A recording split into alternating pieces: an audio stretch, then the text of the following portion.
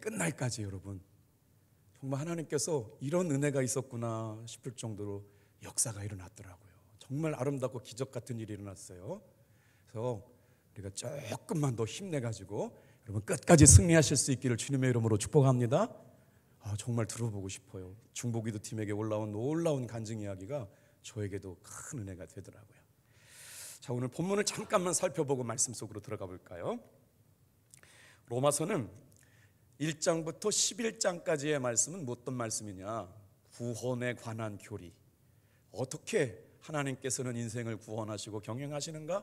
이 구원에 관한 교리가 로마서 11장까지 구원 교리에 관한 말씀이라면, 이제 로마서 12장부터는 어떻게 되냐면 구원받은 성도의 삶이 어떠해야 되는가라고 하는 생활편으로 이제 들어가기 시작하거든요. 그러니까 오늘 저녁 시간에 너무 잘 나오신 게 구원받은 성도의 첫 번째 가장 중요한 삶의 변화 뭘까요? 예배입니다. 그래서 예배에 관한 말씀이 1절, 2절 나오니까 오늘 첫 시간 이제 12장 넘어가면서 이제 종방부로 크라이막스로 이제 향해 간다고 말씀을 드렸잖아요. 그리고 나서 3절부터 8절 그 다음에 등장하는 게 교회입니다. 다음 시간에는 꼭 참석하셔서 오늘은 예배에 관한 말씀, 그러니까 12장이 시작되고 나서 성도의 구원받은 생활에 가장 중요한 것이 바로 뭐냐? 예배입니다. 근데 그 예배가 중요한 것을 깨닫게 하거나 사도 바울이 얼마나 논리적으로 정확한 분이신지 하면 그 다음에는 교회에 관한 교회론에 관한 말씀을 3절부터 8절까지 말씀하고 있고, 그 다음 바로 뭐예요? 교회 안에 날마다 만나잖아요. 또 만나고 아침에도 만나고 점심에도 만나고 저녁에도 만나는 누구요? 형제요, 자매요. 성도에 관한 말씀이 어디에 나오냐? 9절부터 16절까지 등장하게 됩니다. 그리고 나서 17절부터 21절까지는 그 성도들이 만나고 교제해야 될 불신자들, 세상 안에 살고 있는 사람들의 이야기가 이제 17절부터 21절 그렇게 끝나면 이제 12절이 끝나거든요. 그래서 감동 주시는 대로 12장 말씀을 오늘 1절과 2절 말씀을 나누려고 그래요. 자, 우리 다 같이 한번 따라 합시다. 마음의 변화가 삶의 변화입니다. 오늘 저녁에는 이 말씀을 가지고 우리가 로마서 12장 1절 2절 말씀을 계속 반복해 줄 텐데, 참 어려운 거 아닌가요? 어떻게 마음의 변화를 받아요? 마음의 변화를 받고 싶은데 어디 가서 마음의 변화를 받을 수가 있는 거죠? 그런데 마음의 변화, 마음을 새롭게 함으로 삶의 변화가 일어난다. 오늘 사도 바울은 그렇게 말하고 있어요. 그래서 이제 마음의 변화가 일어나고 삶의 변화가 일어나는 사람들은 어떤 삶이 시작되느냐? 하나님 앞에 최고의 예배를 드리려고 하는 마음이 생겨난대요. 구원의 은혜를 깨닫고 나서 저와 여러분들의 마음속에 하나님 앞에 최고의 예배를 드리고 싶은 마음들이 생겨나는 11월 감사의 달 되시기를 주님의 이름으로 축복합니다. 마음으로 새롭게 함으로 변화받은 사람은 하나님께 최고의 예배를 드리는 사람이었어요.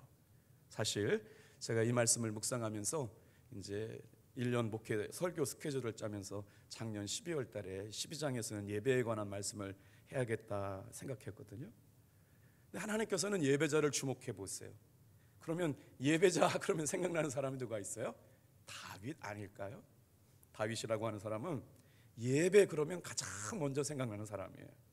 그는 새벽을 깨우는 사람이었고 비파와 수금으로 하나님 앞에 찬양하는 사람이었고, 하나님께서 그를 보셨는데 사울을 패하시고 다윗을 사용하셨을 때 하나님은 그를 외모로 판단하지 아니하시고 하나님 앞에 예배하는 그 마음의 중심을 보셨다는 거예요.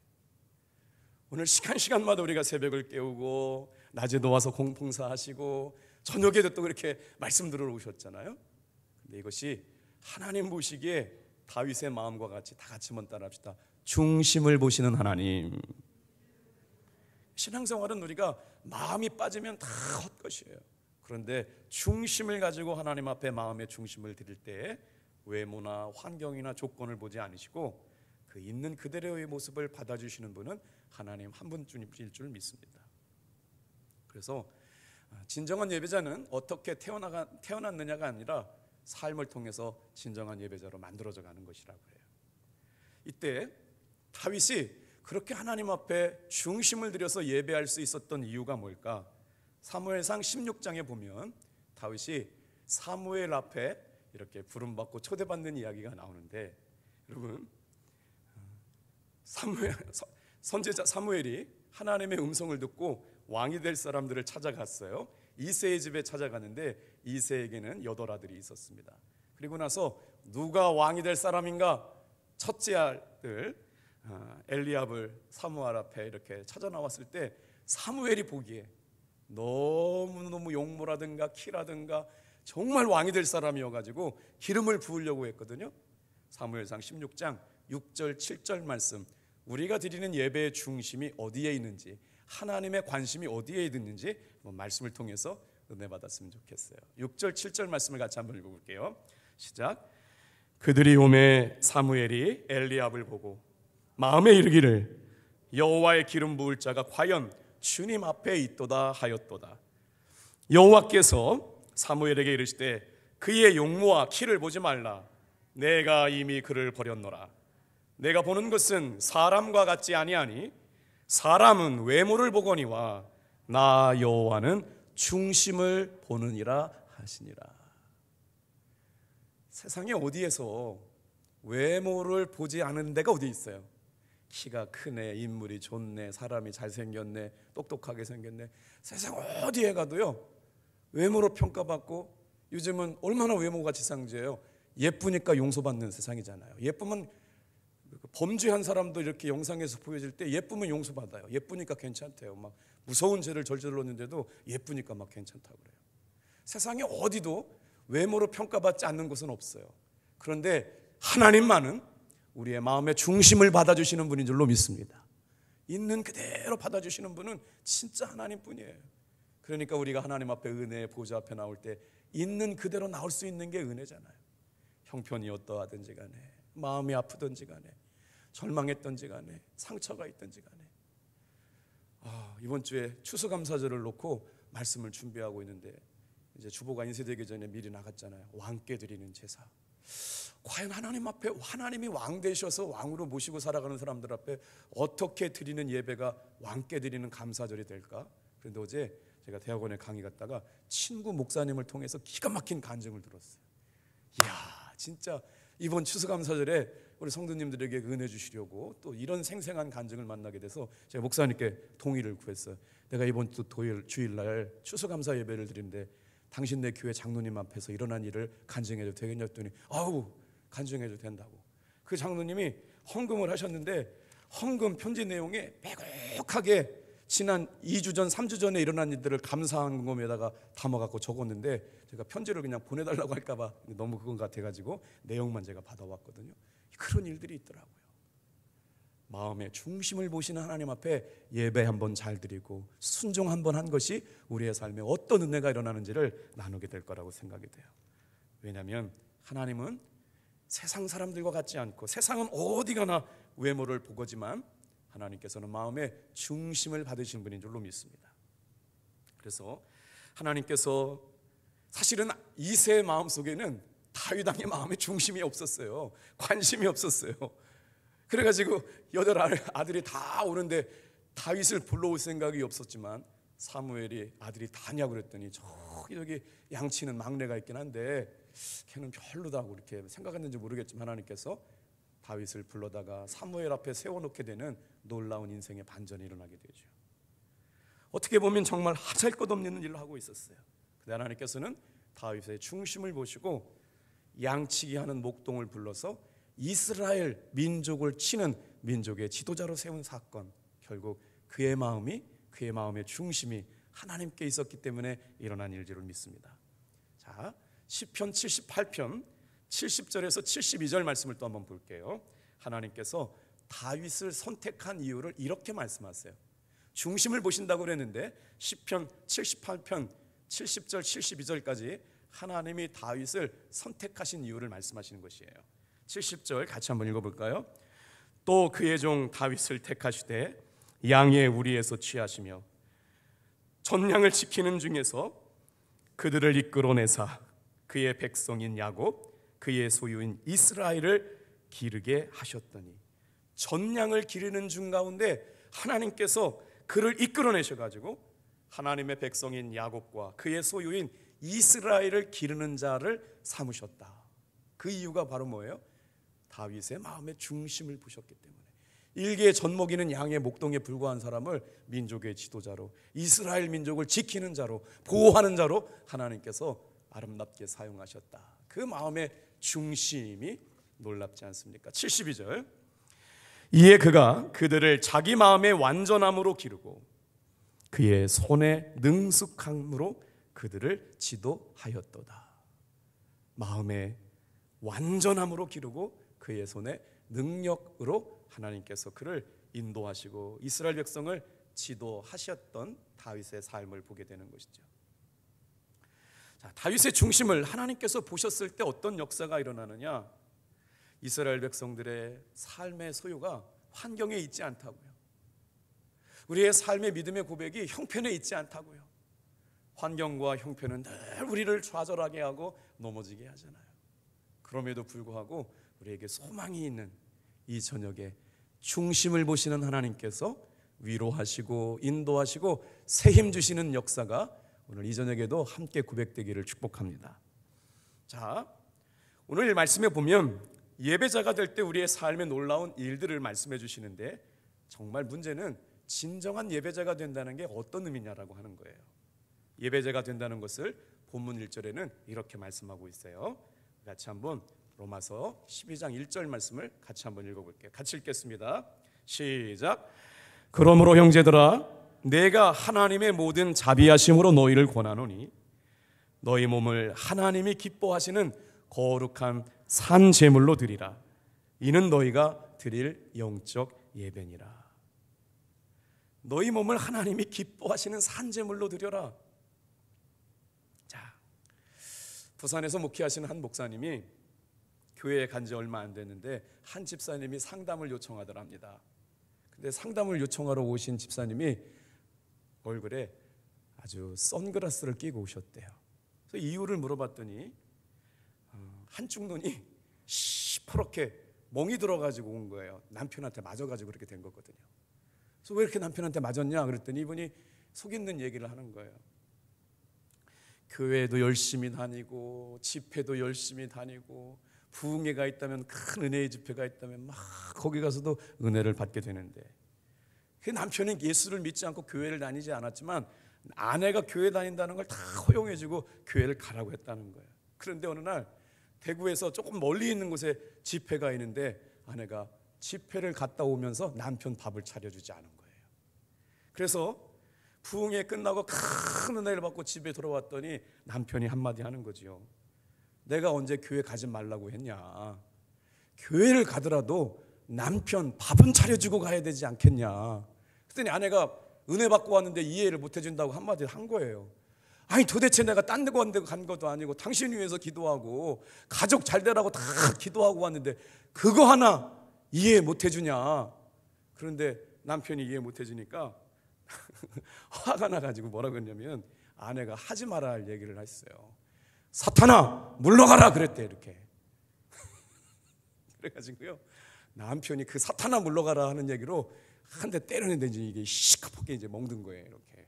그래서 목사님한테 상담을 받으러 왔대요. 사랑하는 성도 여러분, 다 같이 한번 따라해 보실까요? 교회 가더라도 남편 밥은 챙겨놓고 가세요. 그래서 목사님이 상담을 해주는데 이렇게 상담을 해줬대요. 저는 아니니까 그냥 참고만 하세요. 그런 일이 있었다고, 실제 있었던 일이라니까.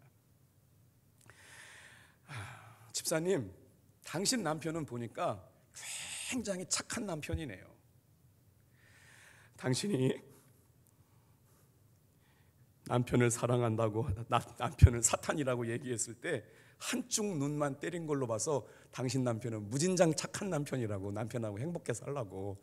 만약 나같이 이렇게 밥 안 챙겨주고 돌아다니는 아내가 내 아내였으면 양쪽 두 눈을 시퍼렇게 만들었을 거라고.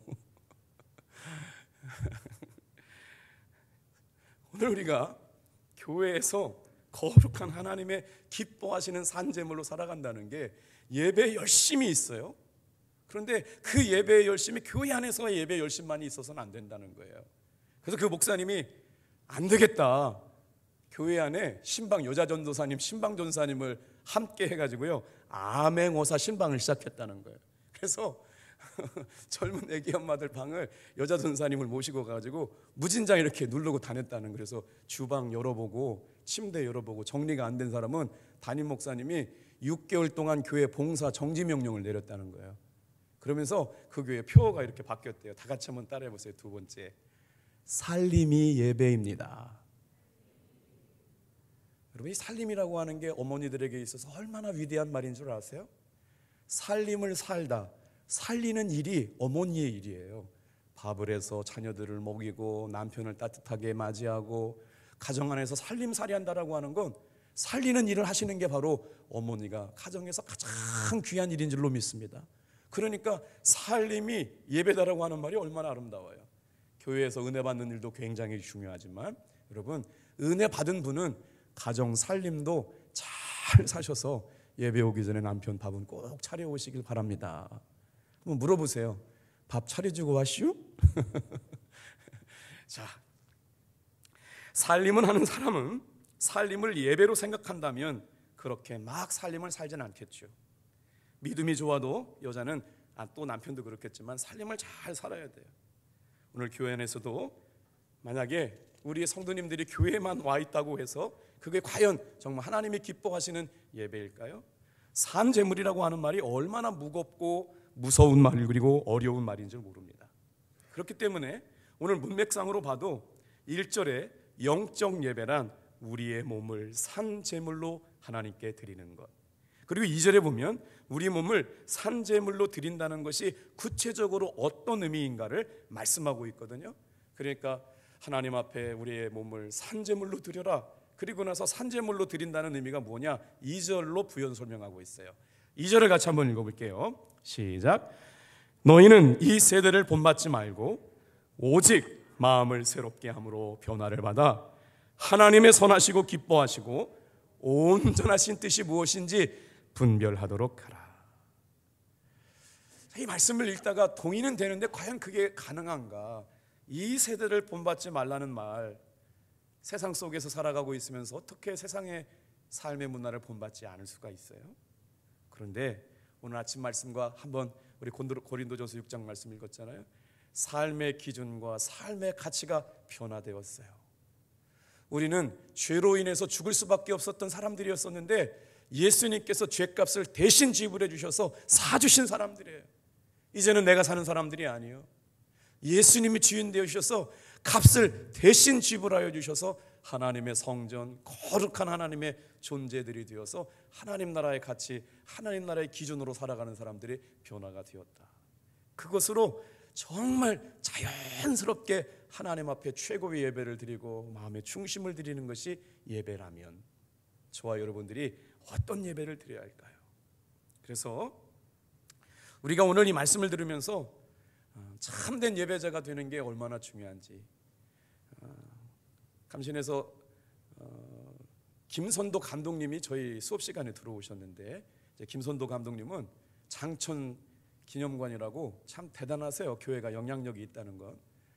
이 감리교가 되게 큰 것 같은데 감리교 신학대학에 신학생들이 묵을 기숙사가 없었어요. 그 김선도 감독님 목회하셨던 광림교회가 우리 감리교회를 대표하는 교회잖아요. 여러분, 우리 교회가 당진을 대표할 수 있는 영적 영향력을 갖는 교회가 될 수 있도록 기도합시다. 그 교회가 어떤 일을 했냐면 신학생들이 뭐 전국에서 나오잖아요. 제주도에서 올라오고 뭐 다 외국에서 오고 하는데 신학생들이 머물 자리가 없는 거예요. 우리 감리교 대감리교 신학대학교가. 광림교회 장로님들이 아마 지금은 모르겠지만 아마 120억 드린 것 같아요. 장천 기념관, 김선도 감독님 조남이 그 호가 장천이거든요. 이게 지팡이 장자 해가지고 하늘청에서 장천 김선도 해가지고 감신 딱 들어가 보면 그 중앙 채플 위쪽으로 기숙사가 있거든요. 멋지지 않아요? 한 대학의 신학생들. 여러분, 왜 우리가 신학생을 귀하게 여겨야 돼요? 결국 그들이 10년만 지나면 다 감리교회 목회자들이 될 사람들입니다. 정말 우리가 깨어서 신학교가 잘 될 수 있도록 기도하고 좋은 영적 우수한 공부도 실력도 영적으로 우수한 사람들이 신학교 가야 되는데 그 신학생들을 대표할 수 있도록 거의 한 교회에서 120억을 들여가지고 기숙사, 연구동을 쳐가지고 기가 막히게 건물을 지어서 봉헌한 교회가 광림교회거든요. 참 멋진 분이 아닐 수가 없어요. 우리 답동교회가 하나님의 은혜로 날마다 선한 영향력을 미쳐갈 수 있는 아름다운 믿음의 부흥의 역사가 일어나기를 주님의 이름으로 축복합니다.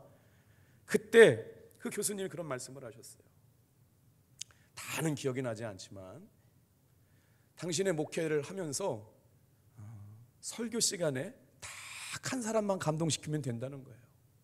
주일날 10,000명, 20,000명 모이는 그 큰 교회가 감독님은 그 예배 시간에 나와 있는 한 사람만 감동시키면 된다는 거예요. 김용주 감독 그 말씀하셨거든요. 김 목사야, 목회는 하나 더하기 하나다. 급하게 갈 일도 없고 힘들게 갈 것이 없어. 너는 오늘 하나 더하기 하나만 돼. 김용주 감독 늘 가르쳐 주실 때 그랬거든요. 한 사람이 한 사람만 전도하면 되고 하루에 한 번만 전도하면 되고 예배 시간에 한 사람만 감동시키면 돼요. 이 예배 시간도 여러분 다른 사람은 모르지만 한 사람 감동받는 여러분 되시길 축복합니다. 그러면서 그 감독님이 뭐라고 그러냐면 성도들이 예배를 드리면서 인생 가운데 하나님이 기쁘시게 할 만한 예배 한 번 드리면 그 예배를 통하여 소짐않는 인생을 당신의 목회 가운데는 얼마나 많이 경험했는지 몰라요. 이 마음이 다 같이 한번 따라해 보세요. 왕께 드리는 감사. 시간 드리는 거 마찬가지예요. 없는 시간 짜내가지고 하나님 앞에 드리는 거지 쓰다 남은 시간 드리는 게 아니에요. 삶의 우선순위가 어디에 있느냐가 감사의 기준을 결정해요. 우리의 마음의 중심이 어디 있느냐가 예배의 중심이 있느냐, 삶의 우선순위가 어디 있냐에 따라서 예배, 물질의 우선순위가 어디 있어요? 왕께 드리는 거예요. 시간의 우선순위가 어디 있어요? 하나님께 드리는 거예요. 그 마음의 중심을 보시고 하나님께서는 그를 존귀한 가운데 사용하여 주실 줄로 믿습니다. 그래서 평생 목회하시면서 당신은 모든 성도들에게 한 번만 하나님 앞에 예배 한 번 잘 드리는 가정, 예배 한 번 잘 드리는 기업, 예배 한 번 잘 드리는 속회, 그것을 통해서 인생의 복을 누리는 사람들이 되라라는 말씀이 지금도 기억에 남습니다. 자, 크리스천이 된다라고 하는 건 그냥 말씀이 아니라 정말 무서운 말씀은 뭐냐면 예배자로 살아가는 거예요. 능력 있는 삶이라고 하는 것은 우리가 하나님으로 믿고 끝나는 것이 아니라 믿는 사람으로 살아가는 거예요. 예배라고 하는 건 현장에 나와 있는 예배자가 중요한 것뿐만 아니라 예배의 삶을 삶의 자리에서 살아가는 거예요. 여러분이 학교에 있든지 직장에 있든지 일터에 있든지 누구를 만나든지 저 사람은 하나님을 예배하는 사람이구나, 하나님을 왕으로 모시고 살아가는 사람이구나, 예수님이 주인 되신 분이구나 라고 하는 것들이 삶의 자리에서 드러나는 삶으로 살아내는 사람들, 이게 예배자라는 것이죠. 그러려면 어떻게 해서 은혜 받아야 돼요? 현장 예배에서 은혜 받아야죠. 현장 예배에서 뜨거운 은혜를 경험하고 나서 그 은혜가 삶의 자리로 흘러가고 가정으로 흘러가게 되는 것이죠. 오늘 혹시 이 자리에 이런 생각을 갖고 계신 분이 있을 수 있겠어요. 목사님, 제가 신앙생활 몇 년 했는데요, 저는 예배 안 드려도 제 믿음 지킬 수 있습니다.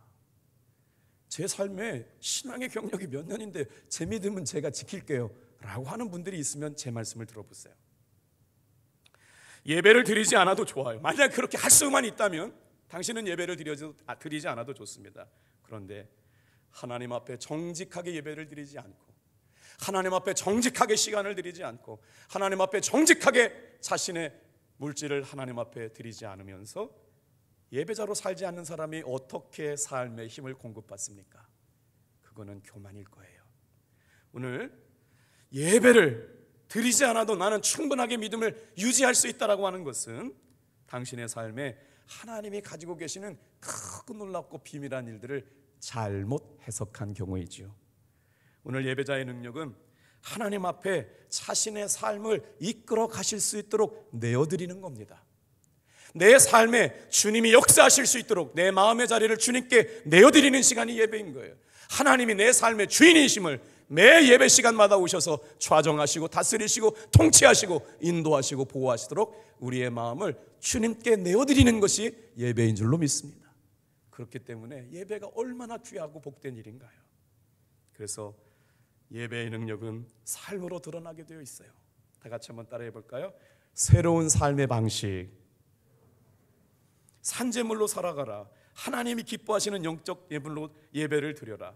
세대를 본받지 말고 오직 마음에 변화를 받음으로 말미암아 새롭게 된 인생을 살아라 라고 말씀하시면서 그렇게 요구하시는 사도 바울의 요구는 은혜를 경험한 사람들이 그의 삶이 정직한 삶으로 드러나게 됐다라고 하는 것이죠.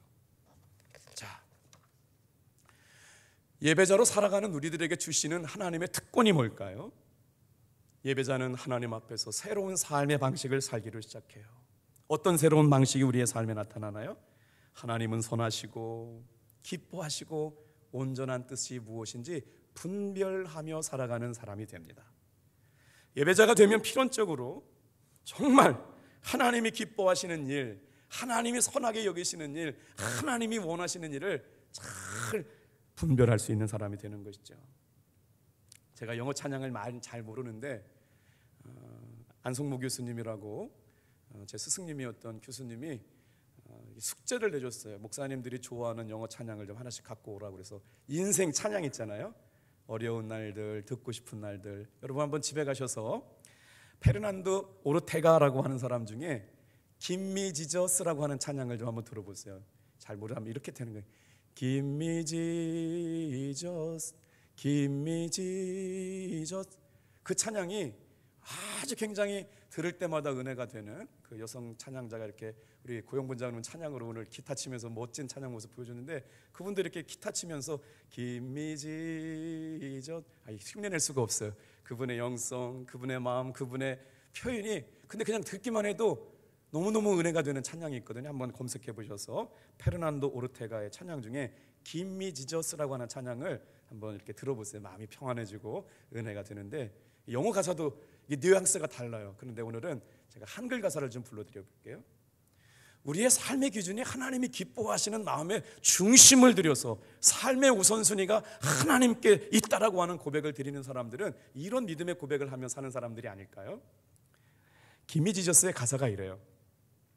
아침에 일어날 때 예수님을 내게 주소서. 이 세상 다 가지셔도 되오니 예수님만 내게 주소서. 내가 외로울 때 예수님을 내게 주소서. 이 세상 다 가지셔도 되오니 예수님만 내게 주소서. 또 내가 죽음에 이를 때 예수님을 내게 주소서. 이 세상 다 가지셔도 되오니 예수님만 내게 주소서. 이거는 노래를 문자로 옮겨 놓았기 때문에 전혀 그 느낌이 살지 않아요. 근데 김미지저 이 찬양을 들으면 이 가사라고 한번 묵상해 보시면서 읽을 때 얼마나 은혜가 돼요. 아침에 일어날 때 나에게 예수님을 주십시오. 세상을 다 가져가셔도 나에게 예수님만 주십시오. 내가 외로울 때 나에게 예수님만 주십시오. 이 세상 다 가져가셔도 나에게 예수님만 주십시오. 얼마나 은혜로워요. 내가 또 죽음에 이르게 될 때 나에게 예수님만 주십시오. 그래서 사도 바울은 아마 이 비밀을 깨달았기 때문에 구원받은 성도의 삶이 어떠한 생활의 변화로 일어나야 되느냐, 그건 예배라는 거예요. 예배가 우리의 삶에 얼마나 중요하냐, 진짜냐 가짜냐. 하나님을 믿는 사람이 하나님을 기쁘시게 하는 진짜 삶의 변화는 어디서부터 오느냐, 예배 성공이라는 거예요. 예배가 우선이라고 하는 거예요, 여러분. 그러면서 우리 12장 1절 다시 한번 읽어볼까? 조금 이제 마음의 뉘앙스가 달라졌을까요? 시작. 여러분의 몸을 하나님께서 기뻐하실 거룩한 산제물로 드리십시오. 여러분 좀 해석을 해드려 볼까요? 산제물이라고 하는 건 뭐냐면요, 살아있는 제물이에요. 그런데 여기서 제물은 죽어야 되는데 살아있는 제물이 있으면 어떻게 되는 거예요? 하나님 어떻게 받으세요?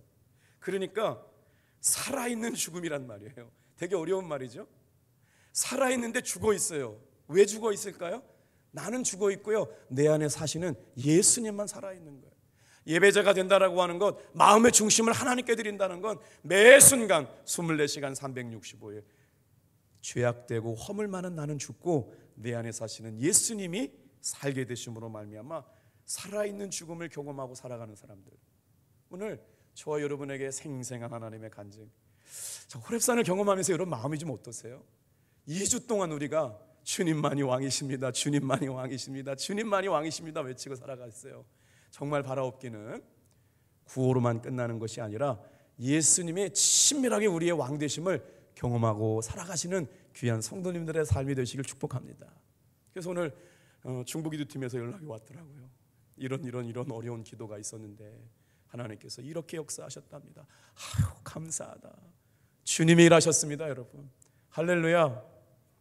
그래서 자, 로마서 6장 살아있는 죽음이란 말이 너무 어려우시죠? 이 말씀이 어떻게 표현되냐면 다 같이 한번 따라해 보세요. 나는 죽고 예수로 사는 사람. 이게 로마서 6장의 말씀이에요. 나는 죽고 내 안에 예수로 살아가는 사람. 이게 왕 되신 주님을 찬양하고 예배하는 사람들. 24시간 365일 10분마다 예수님, 10분마다 예수님. 근데 저도 바쁘다 보니까 복음을 전하면서도 예수님을 잃어버리더라고요. 신학대학 강의를 하면서도 예수님을 잃어버리더라고요. 정신 차려보니까 버스에 타고 오면서 아유, 주님 감사합니다. 막 눈물이 났어요, 사실은. 어제 정말 눈물이 나더라고요. 감사하고 그냥 모든 게 다 감사더라고요. 그런데 이제 다 바쁜 일정, 아침에 여기서 10시에 출발해가지고 밤에 11시에 도착했는데 그냥 감사가 나오더라고요. 버스 타고 있는데 그냥 눈물이 나서 감사합니다 하면서 왔거든요. 그러니까 운전하시는 막 기사 아저씨가 너무 멋져 보이는 거예요. 여러분, 한 주간 동안 삶의 우선순위가 주님께 연결되고 우리의 마음의 중심이 하나님께 있어서 오늘 하루 감사가 그냥 우러나오는 감사 말이에요. 억지로 하는 감사가 아니라 정말 하나님께서 생각해보니까 감사한 거예요.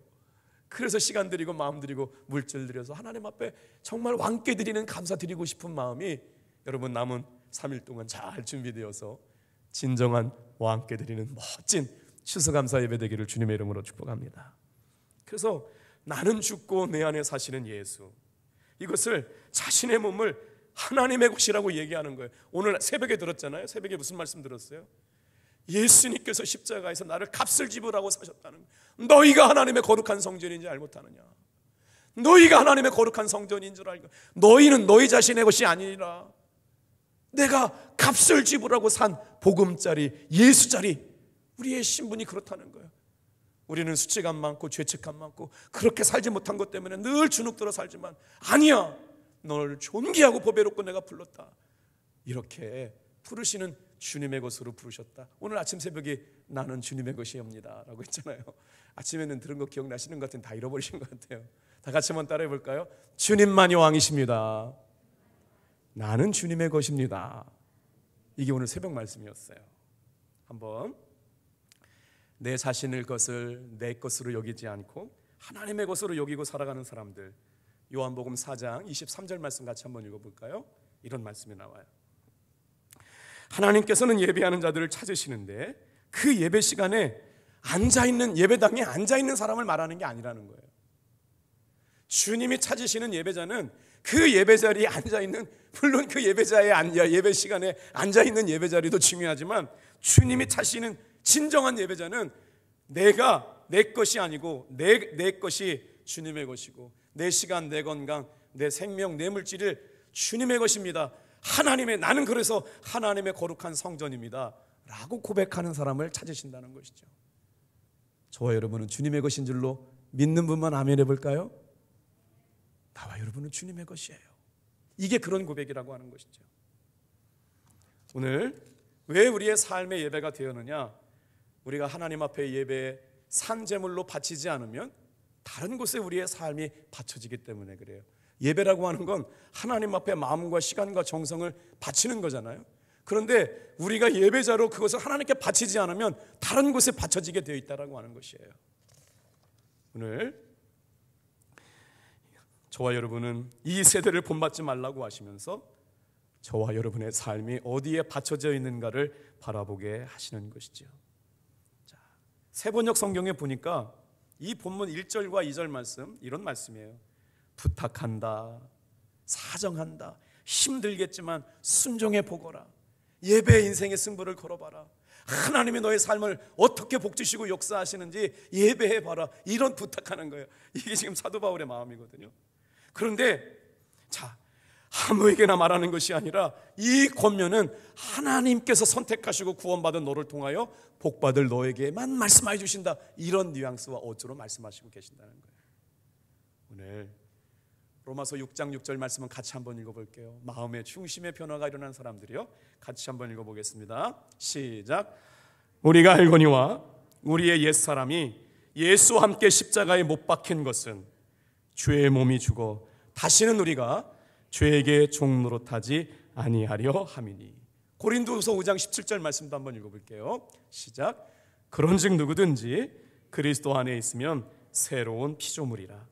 이전 것은 지나갔으니 새 것이 되었도다. 옛사람이 죽어서 새로운 피조물이 되어 살아가면서 나는 죽고 내 안에 사시는 나는 이제 주의 성전이 되었어요. 하나님이 기뻐하시는 산재물이 되었어요. 그래서 마음의 중심을 통해서 세상 가치 기준 따라가는 사람이 아니라 하나님의 기준과 말씀에 따라가서 삶의 우선순위가 하나님께 예배하는 마음의 중심을 들이며 살아가는 예배자가 될 때 진짜 주님이 기뻐하시는 성도는 이런 사람이다라고 하면서 성도들의 변화된 삶의 첫 번째 순종을 예배에다 올려놓고 있는 것이죠. 자, 이제 책을 한 권 소개해드리고 말씀을 마치려고 그럴게요. 우리 마음속에 어떻게 주님을 바라보며 띄워주세요. 살아갔으면 좋겠을까? 이렇게 책을 보다 보면 정말 사고 싶은 책들이 있는데 제가 저 책을 이제 한번 소개해드려 볼게요. 책 내용이 이렇게 소개했어요. 모든 것을 다 걸어라. 99%도 의미 없다. 온전한 100%를 하나님은 원하신다. 그렇기 때문에 적당히 믿고 안전하게 살려고 하는 마음은 버려라. 이게 올인이에요. 이제 이 올인이라고 하는 단어가 언제 나오냐면요, 이렇게 카지노 게임할 때 마지막 남은 거를 이제 승부를 걸어야 할 때 몽땅 거는 걸 올인이라고 그러는 거잖아요. 몽땅 올인한다 그런 건 몽땅 거는 걸 올인하는 건데, 이 목사님이 마크 패터슨이라고 하는 목사님이신데 책 제목이 너무 좋고 내용이 너무 좋더라고요. 저도 이렇게 생각했거든요. 아, 그렇구나. 우리에게 뭔가 부족한 것, 성도들이 인생의 승부를 하나님께 거는 거예요. 복음에 거는 거예요. 예수께 거는 거예요. 인생의 승부를 다른 어떤 것에, 허무한 것에 거는 것이 아니라 나는 복음에 내 인생에 걸겠어요. 나는 예배하는 것에 내 인생의 승부를 걸겠어요. 나는 복음을 전도하는 일에 내 인생의 삶을 걸겠어요. 나는 선교하는 일에 내 인생의 승부를 걸겠어요. 이게 바로 올인 아닐까요? 그런데 뭔가 좀 미적지근했던 건데 이 목사님이 굉장한 도전을 하네요. 99%도 잘하는 거 아닙니까?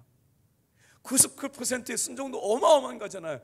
그런데 하나님 앞에 99%는 의미 없다는 거예요. 100% 하나님은 전심이기를 원하시는 줄로 믿습니다. 이게 마음의 중심 아닐까요? 적당하게 한 발 들여놓고 빼놓고 마음의 중심을 보시는 하나님이 요구하시는 건 100%의 순종이지 99%의 순종이 아니에요. 완전한, 그리고 그냥 적당히 믿고 안전하게 믿는 믿음을 과감하게 버리고 인생의 승부를 걸기 위해서 올인하라고 말씀하시면서 이분이 이 책 내용 중에 이런 말씀을 적어 놓아서 이 말씀 읽고 마칠게요.